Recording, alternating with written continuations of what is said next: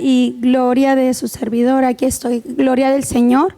Le agradezco a nuestro pastor la oportunidad de compartir con ustedes un poquito de una carta, ¿no? Una escuela bíblica. Gracias, pastor, por su confianza y primeramente pues a Dios, que le ha placido pues usarnos para su servicio en esta tierra. El día de hoy, hermanos, les quiero hablar acerca de una carta que es a los tesalonicenses. Es una carta muy cortita, está compuesta de dos cartas, la primera y segunda de Tesalonicenses. Entonces, el día de ayer estuve arduamente tratando de hacer diapositivas y todo esto, pero pues no iba a agarrar. Entonces, pues ya yo creo que todo está por ahí. Y no pude traer algo para plasmarles aquí, pero les voy a dar un resumen de lo que pudimos retener. La iglesia de Tesalónica fue plantada después del segundo viaje misionero de Pablo. Pablo, después de su conversión, él hablaba con gran denuedo. Entonces, después de que se gana la confianza de los discípulos de Jesús, a él le dan la oportunidad, porque se lo gana con ellos, la conversión total y la rendición total a Jesucristo. Entonces los apóstoles le apoyan, dado después empiezan a predicar y a llevar la palabra a otras ciudades. Entonces dice la palabra de Dios en Hechos 13, dice que inician con un primer viaje misionero y empieza Pablo con Bernabé. Entonces después de ese primer viaje misionero van hacia Asia y van llevando la palabra del Señor, y de esas partes a donde viajaron ellos, les toca pasar por Tesalónica y ahí hablan de la palabra de Dios. Entonces después de ese primer viaje pasa un segundo viaje misionero Pablo con Bernabé, pero miran, y hay poquitas diferencias no se ponen de acuerdo entre Bernabé y Pablo, porque Bernabé quería llevar a Juan, que llamado Marcos, ¿no? Y Pablo estaba medio molesto porque los había abandonado, dice, en Panfilia. Juan abandonó en el primer viaje, iban Pablo, Bernabé y Juan. Entonces en Panfilia uno de ellos pues sí deserta, y como que en el segundo viaje ya no está de acuerdo totalmente Pablo en quererlo asumir a ese segundo viaje. Entonces ahí está esta diferencia. Y Bernabé, dice la palabra, que parte para Chipre con Marcos, Juan, después le llaman Marcos, Juan Marcos, ¿se acuerda? Que así nos enseñó Josué. Y después él parte con Silas. Pablo parte para Silas en el segundo viaje, y dice que al llegar a Derbe encuentran a un discípulo que tiene muy buen testimonio, hijo de una madre judía, pero de padre griego, que es Timoteo. Entonces lo que me llamaba la atención era el avance que dio después en la obra del Señor Timoteo. Entonces, ¿qué es lo que hace que Timoteo fuera utilizado para ese segundo viaje? Pues el testimonio que daban de él. Entonces, eso me llamaba mucho la atención, porque después va a haber otra carta que se llama Timoteo, de hecho, y ahí ya lo llama como hijo en la fe. Entonces, eso era una de las cosas que el Señor me mostraba ayer, la importancia de seguir creciendo y no poner obstáculos nosotros mismos para lo que Dios quiere hacer con nosotros. A veces nosotros somos esas personas, ¿no? Las primeras que nos estorbamos. Pero bueno, seguimos con ese viaje. Llega a Corinto, viajaron ahí. Al llegar a Tesalónica, en Hechos relata, porque hay un origen, no podemos saber cómo era Tesalónica y sus creencias si no tenemos ese origen, ¿no? Entonces, llegando a Tesalónica, dice Pablo que fueron persuadidos, hubo mucha persecución ahí porque tenían una tendencia idólatra, creían en más dioses. Entonces Pablo, pues lo que tuvo que hacer fue que daba la palabra de Dios. Dice que también él enseñaba, dice que hablaba con los judíos porque tenían su propia sinagoga, y hablaba con ellos. Habló por 3 semanas o tres días de reposo, dice la palabra. Después de esto no convenció algunos creyeron y a otros sí. Los judíos no creyentes fueron los primeros que levantaron alboroto. Entonces hicieron que Pablo tuviera que abandonar la ciudad de Tesalónica antes de lo que él hubiera querido. Pero así fueron los planes de Dios y él lo acepta. Entonces, por eso él se va de Tesalónica. En el segundo viaje habla del Señor, se planta la iglesia, pero tiene que salir por cuestiones de persecución. Entonces después dice que se queda preocupado. Entonces él envía al discípulo llamado Timoteo y lo manda para que vaya a checar cómo sigue la doctrina o la palabra que él les dio a los tesalónicos. Entonces ya cuando llega Timoteo y Pablo le da una carta y la manda con él. Pablo lleva esa carta a Tesalónica.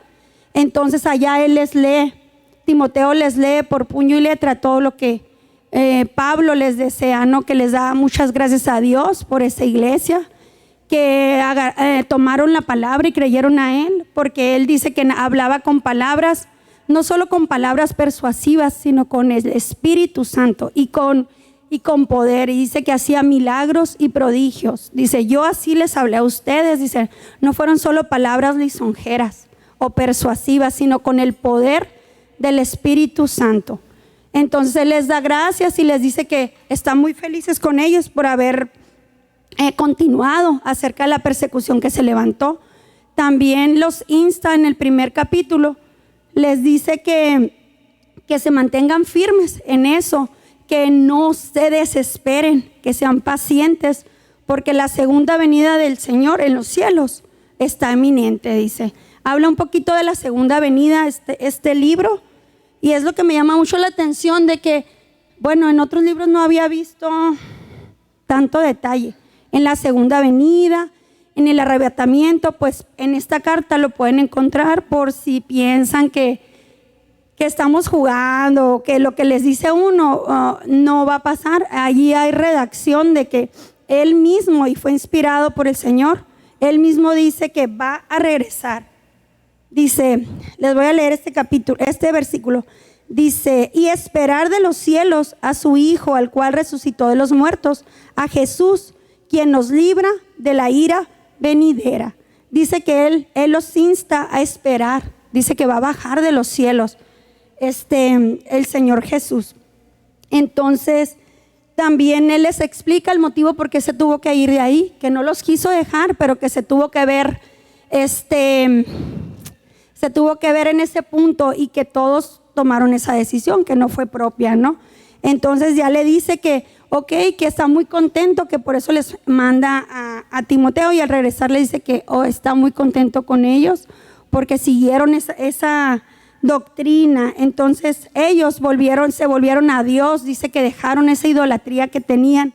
También les invita mucho a tener en gran estima lo que a Dios le agrada, ¿no? Vivir una vida de santificación, porque Él habla que el fruto de la salvación verdadera es la santificación en aquellos que creen.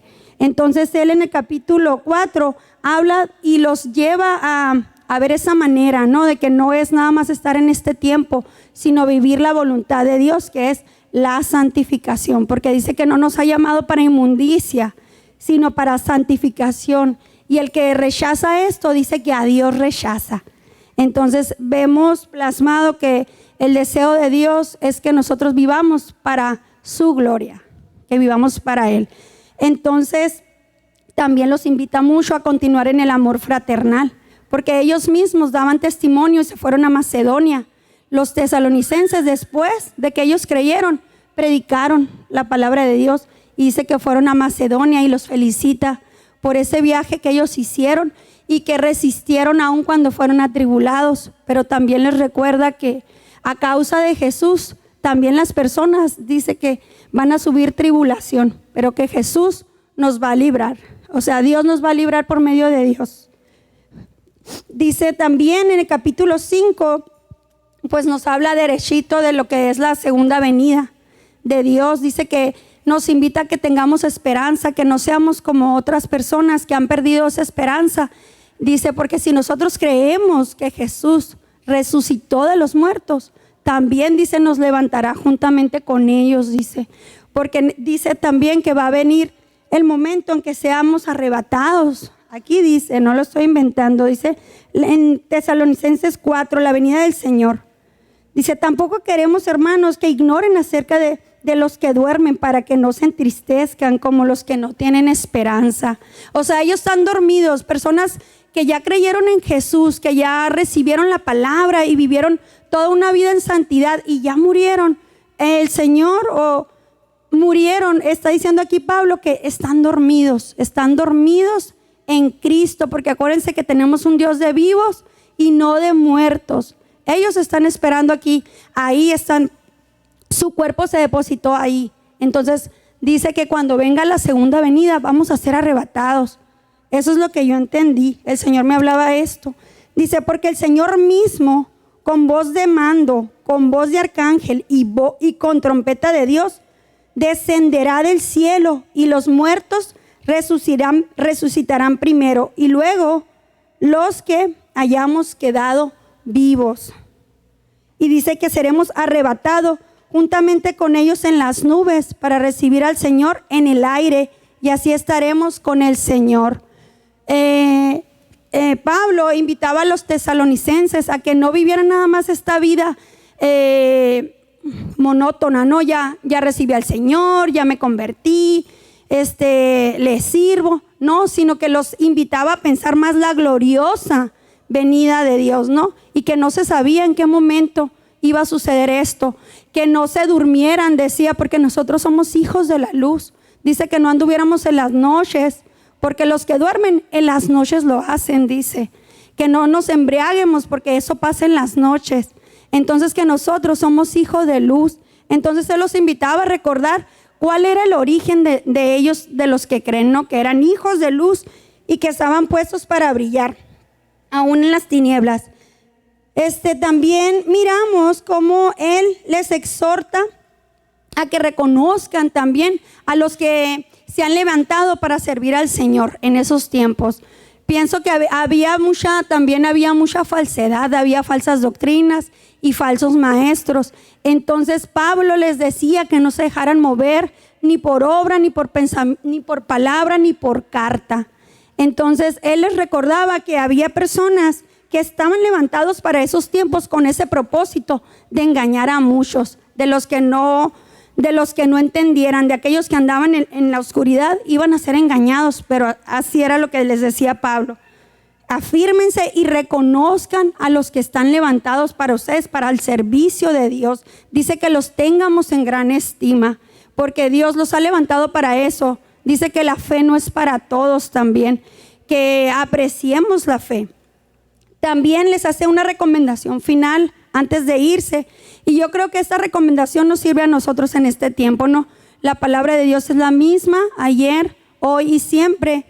Y me gusta esto que él les dice, y se despide y les dice: mirad que ninguno pague a otro mal por mal, antes seguid siempre lo bueno, unos para con otros y para con todos. No nada más aquel que me hace el favor, sino aquel que me agrede, ¿no?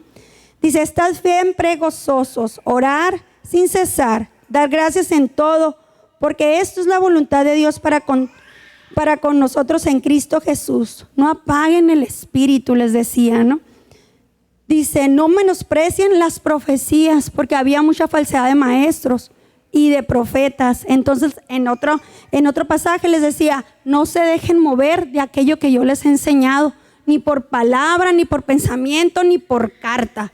Entonces él habla aquí sobre la profecía y la utilidad de la profecía, para que pudieran las personas retener, dice que probar y retener lo que era bueno, sobre la profecía recibida, porque había muchos engañando, ¿no? Entonces también los invita, dice, a abstenerse de toda clase de mal, y también dice que el Dios mismo de paz los santifique por completo. ¿Quién puede santificarnos? Pues solo el Señor, ¿no? Es el Espíritu Santo, si nosotros le damos esa rendición total.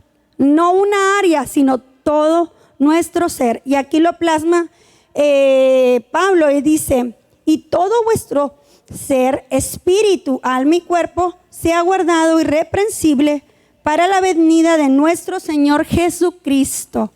No dice solo el espíritu, no dice solo el alma, dice todo nuestro ser. Y es lo que me gustó mucho de este libro. Entonces les hace una bendición final y les pide que sigan orando por ellos, por aquellos que van llevando la palabra de Dios, para que siga corriendo, dice, para que la palabra corra y muchos más sean alcanzados para salvación. Entonces ese es el libro de Tesalonicenses 1, y en el 2 nada más les recuerda lo mismo, y en el segundo capítulo les dice que está la manifestación del hombre de pecado y los insta mucho a trabajar. O sea, que no estén de ociosos, porque ya les había predicado de que estaba la venida del Señor, pero que no se durmieran en los laureles, que tenían que ser diligentes, que tenían que trabajar, porque dice que Él les dio esta ordenanza, y suena chusco, pero así es. Dice, nosotros no comimos ni de balde ni de nadie, sino que trabajamos con afán, de día y de noche, no para ser gravosos a ninguno de ustedes, porque no tuviéramos el derecho, porque antes a ellos, ¿verdad, pastor? A los apóstoles era carga para la congregación. Ellos tenían que sostener al pastor, a los apóstoles. Entonces dice, no, yo vine y trabajé, les puse el ejemplo. Entonces le dice, y si alguno no quiere trabajar, pues que tampoco coma, ¿no? Entonces ese es un consejo, yo creo que jamás va a pasar. Y esto es para que la palabra de Dios siga corriendo. Y sobre todo, pues, habla mucho que perseveren en el amor fraternal. Eso es lo que Él hace, y pues es un resumen corto, y espero que sea corto. Y es por mi parte todo, Tesalonicenses.